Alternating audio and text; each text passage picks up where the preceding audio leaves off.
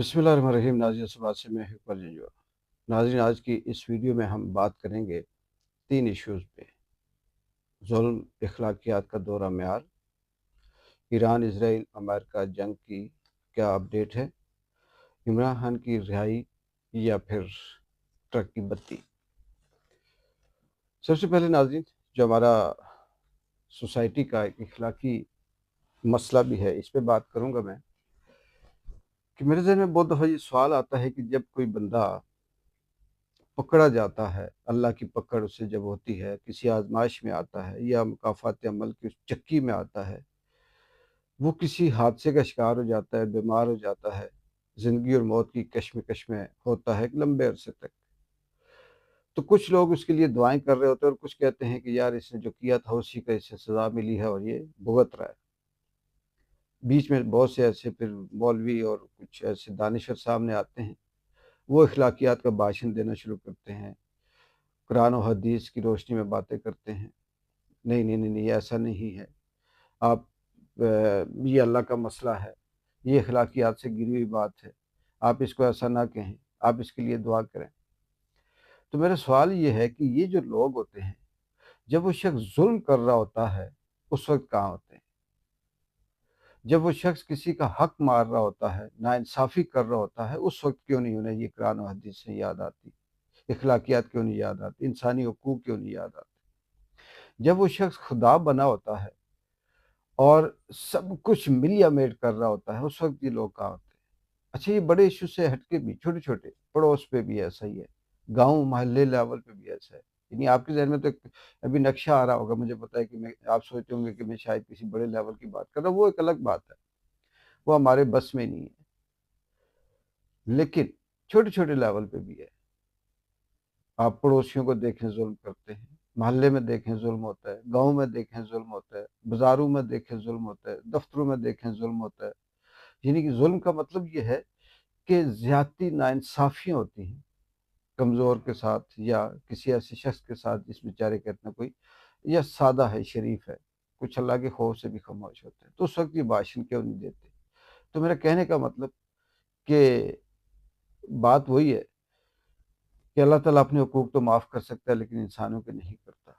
इसी से जुड़ी हुई बात याद आई, उस पे मैं अलग एक पूरा वो करना चाह रहा था प्रोग्राम, लेकिन छोड़ें इसको। कल जैसे बाकी पुलिस ने छापा मारा और होटलों में कुछ छुपे कुछ मरीज़ थे, कुछ लोग थे जो रोज़ा खा रहे थे या खाना खा रहे थे रमज़ान में, तो उनको इन्होंने कहा जी कि हमने बड़ी कारकर्दगी की है और पकड़ के थाने ले गए, सज़ा दी। उसमें से एक बेचारा हार्ट पेशेंट निकला, हॉस्पिटल में ज़िंदगी और मौत की कशमकश में है।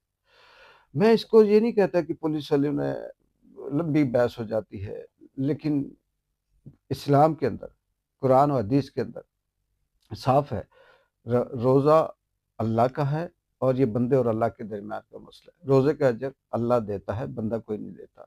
हाँ, उस सूरत में सरेआम खाएँ तो कुछ उसमें इख़लाक़ी पहलू हैं कि आप उसे पकड़ के सज़ा जुर्माना कर सकते हैं। मरीज़ हो गया, मुसाफ़िर हो गया, या ऐसे कुछ मजबूर लोग हो गए जो रोज़ा नहीं रख सकते, उनको वो पर्दे के पीछे खा सकते हैं। पाकिस्तान का जो कानून है, वो एहतराम रमज़ान ऑर्डिनेंस जो है, उसके अंदर भी यही है कि अगर कोई सरेआम खा रहा है या कानून की खिलाफ वर्जी कर रहा है या अखलाकियात या किसी का वो मजरूह कर रहा है, तो उसे आप पकड़ के सज़ा दे सकते हैं। सज़ा मीन के फ़ाइन कर दें, ऐसा नहीं है कि बंद कर दें, ये 6 महीने ये वो। बाकी इस्लाम के अंदर तय है कि अगर रोज़ा सेहतमंद रोज़ा तोड़ता है तो उसके लिए क्या-क्या फ़ाइन है, कितनों को बंदों को खाना खिलाए, उसके बदले में क्या-क्या करे।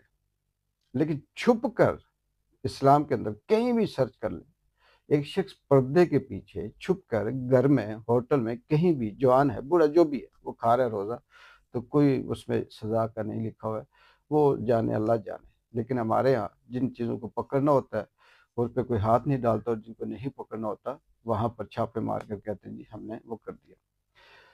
आगे चलते हैं दूसरे टॉपिक पे कि ईरान के जो जंग अभी जारी है, अमेरिका, इज़राइल और ईरान के दरमियान। इसमें नाज़रीन अब ये वाली बात कि कितने हमले हुए, कितने मिसाइल अमेरिका ने फायर किए, कितने ईरान ने किए, कितना नुकसान हुआ, मानी रखता है, लेकिन अब बात इससे आगे बढ़ चुकी है। आज 14वें रोज़ में जंग दाखिल है और इसमें अब सवाल ये उठना शुरू हो गए कि ईरान रोज़ाना नए मज़ाइलों की साथ حملہ کرتا ہے یا نئے میزائل داغتا ہے، کیا وہ ہتھیار ڈالے گا؟ اب سوال یہ ہے کہ کیا امریکہ اور اسرائیل ایران کے اوپر ایک لمیٹڈ ایٹمی ہتھیار استعمال کریں گے یا ایٹم بم مار سکتے ہیں؟ اب سوال یہ آتا ہے کہ یہ جنگ مزید آگے کتنا عرصہ چلے گی؟ اب سوال یہ ہے کہ وہ بش جو اپنے آپ کو یہ کہتا تھا کہ میں کل ہی ایران کو فتح کر کے تو آزادی دلوا دوں گا، اب وہ پیچھے کیسے ہٹے گا؟ اسے کون سا بہانہ چاہیے؟ اب یہ بھی ہے کہ جو آبنائے ہورمز ہے جہاں سے وہ سارے جہاز رکے ہوئے ہیں تیل کے، اس میں ایران نے جو باقاعدہ چیلنج کیا ہوا کہ یہاں سے جو گزرے گا تباہ کر دیں گے، اور ٹرمپ کہتا ہے کہ میں بھی سب کو تہس نہس کر کے وہاں سے گزار دوں گا، اس کی کیا امریکہ کامیاب ہو پائے گا؟ تو اب اس طرح کی بے شمار ایسی چیزیں سامنے آ رہی ہیں جن سے یہ چیز اب تجزیہ یا تبصرہ کرنے کے لیے چند منٹ یا چند گھنٹے کچھ ٹائم نہیں چاہیے، بڑی تفصیل ہے اس میں۔ یہ ہے کہ جتنے بھی ابھی دفاعی تجزیہ کار ہے اسلام ہے، تمام کی تمام وہ ہسٹری سامنے آ رہی ہے کہ ایران کی 6000 سالہ پرانی تہذیب ہے، تاریخ ہے، جھکتے نہیں، بکتے نہیں۔ یہ ماضی میں بھی ان کے بہت اس طرح کی واقعات ہیں، تاریخ کے اندر رقم ہے۔ تو لگ یہ رہا ہے کہ ایران وہ قوم ہے کہ جو اب کسی صورت بھی پیچھے نہیں ہٹے گی۔ یہاں تک بھی بہت سی باتیں سننے کو بھی ملی ہیں سوشل میڈیا پہ، اور جو ایران کے اندر جو ان کے جو عہدیدار ہیں، جو اعلیٰ قیادت ہے، جو عام آدمی ہیں، جو ان کے رضاکار ہیں، وہ اب سامنے آ کر یہ کہتے ہیں کہ ہم سب سے پہلے ایرانی ہیں، اس کے بعد مسلمان یا ایشین یا فلانے یا فلانے یا یہ وہ ہیں۔ تو کہنے کا مطلب کہ اس وقت ان کی جو مائنڈ سیٹ ہے اس کے اندر یہ بیٹھا ہوا ہے کہ ہماری 6000 سالہ پرانی تاریخ ہے اور ہم شکست نہیں کھائیں گے، مٹ جائیں گے، مر جائیں گے، ہار نہیں مانیں گے۔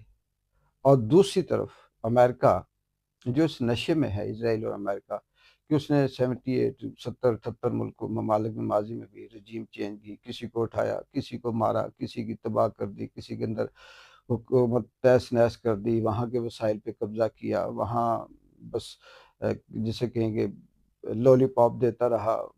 اس میں بے شمار اسلامی ملک بھی شامل ہیں، غیر اسلامی بھی شامل ہیں۔ تو امریکہ کو وہ ایک نشہ تھا۔ اس سے اگر ہم ریالٹی کی طرف جائیں، یعنی اپنے جذبات سے ہٹ کے اگر ہم بات کریں، تو کہیں نہ کہیں ماضی میں ہزاروں سالوں کی تاریخ میں جو ظالم ڈکٹیٹر یا جو شخص فرعون کی جو وہ بنی ہوئی ہے، ہمارے یہاں متھ بنی ہوئی ہے یا سمبولک یوز ہوتا ہے ظالم ظلم کے لیے، فرعونیت، اس کا خاتمہ تو ہوا ہے، لیکن یہ بھی تاریخ گواہ ہے کہ جب خاتمہ ہوا تو اللہ تعالیٰ نے اپنی قدرت کو اس طرح سے نہیں دکھایا کہ فرعون کے سامنے ایک ظالم بڑا بہادر فرعون کھڑا کر دیا، نہیں، اس نے جیسے نمرود ہو گیا، شداد ہو گیا، ان کو چھوٹی چھوٹی چیزوں سے غرق کیا۔ فرعون کے سامنے موسیٰ پیدا کر دیا، کسی کے ناک میں مچھر گھسیر دیا، کہیں پہ آبابیلوں نے اوپر سے چونچ میں سے کنکریاں پھینکی اور وہ آئٹم بم بن کر نیچے گرے، ہاتھیوں کی طرح مطلب وہ مر گئے، تباہ ہو گئے۔ تو اللہ تعالیٰ جب اپنا جلوہ دکھاتا ہے تو وہ پھر اس طرح سے نہیں کرتا کہ وہ خود سے کوئی مقابلے کے حساب سے بڑا کرے، وہ پھر ایک سپر پاور کو ایسے بندے سے، ایسی طاقت سے شکست دلاتا ہے جو طاقت دنیا میں سب سے کمزور ہوتی ہے۔ تو ایران اس وقت دنیا میں سب سے کمزور کہہ سکتے ہیں، مینز کہ نہ ان کے پاس ایٹم بم ہے، نہ ان کے پاس سٹیبلیٹی ہے، کئی دہائیوں سے پابندیوں کا وہ شکار ہیں، مشکل سے سروائیو کر رہے ہیں اپنے آپ کو، وہاں پہ غربت بھی ہے، بے روزگاری بھی ہے، مسائل بھی ہیں، اور دوسری طرف دو سپر پاورز جنہوں نے دنیا میں مصیبت ڈال رکھی ہے، جس کو چاہے اٹھائیں، جس کو چاہے ماریں، تو مقابلہ آیا تو ظاہر ہے شکست تو ہوگی۔ اب امریکہ کو وہ بہانہ ہی نہیں مل رہا کہ میں نکلوں تو نکلوں کیسے۔ کبھی وہ کہتا ہے کہ نہیں ہم جیت گئے، کبھی کہتا ہے کہ ہم نے تباہ کر دیا، کبھی ٹرمپ کہتا ہے کہ میں نے کتنے جہاز، کتنی ان کی آبدوز، کتنی ان کی جو فوج تھی بحریہ وہ ساری تباہ کر دی، نیوی ان کی ختم کر دی۔ تو ٹرمپ پہ کیا بھروسہ کرے؟ انڈیا کے 3 جہازوں سے 12 جہازوں تک پہنچ گیا تھا، 11 تک۔